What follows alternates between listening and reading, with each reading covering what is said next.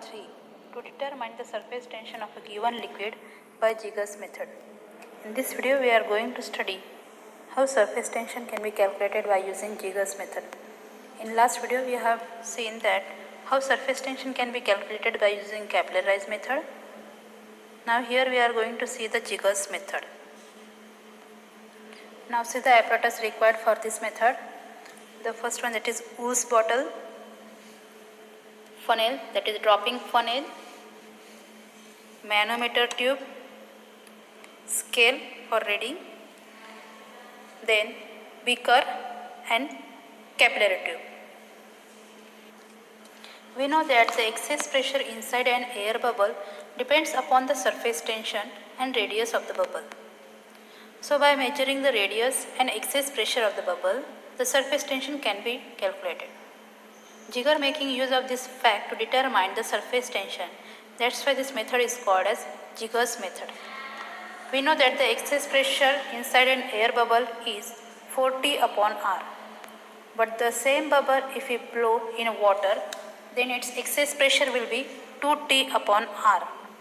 The excess pressure of air bubble is equal to the difference of pressure in manometer tube and difference in pressure in the beaker. So the excess pressure inside the bubble is rho Hg minus dHg, where rho is the density of the liquid in the manometer tube, H is the height difference between these two limbs, and G is the gravitational force. Same here in the beaker. The pressure is dHg, where D is the density of the liquid, that is water, H is the height or the depth of the capillary inside water, and G is the gravitational force. Now equating this equation with the excess pressure inside the tube or air bubble, that is 2T upon R. So we get the equation, that is T, surface tension, is equal to rho H minus dH G upon 2 into R. That is the radius of the capillary tube. See the formula, T is equal to Rg H rho minus Hd upon 2, where T is the surface tension, R is the radius of the tube, H is difference in height in both the manometer limb, D is the density of the liquid under study, that is water, rho is the density of manometer liquid, then G is the acceleration due to gravity, and H is the depth of the capillary below the surface of the liquid. Now by using this apparatus, we are going to blow the air bubbles in a liquid by using this funnel. So first see, the ooze bottle is empty. So there is air in an empty bottle. Now by using this dropping funnel, we are going to introduce water dropwise in a ooze bottle. So after entering the water in a ooze bottle, that air will be compressed and excess air is blown from this tube. That is a long tube, we can say K tube. And after that, here we have put a capillary in a water. So we know that if we dip a capillary in a water, water rises in the capillary, and this excess air will push this water level down. So bubbles will blow. Now see, we are going to do this practical. Now first put a water in a dropping funnel.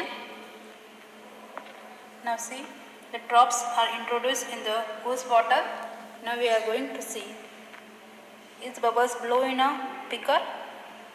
See the arrangement, water drops falling in a ooze bottle. Now see, when we introduce the water in a ooze bottle, due to the excess pressure, the bubbles blow in a beaker. See, the bubbles are blowing in a beaker.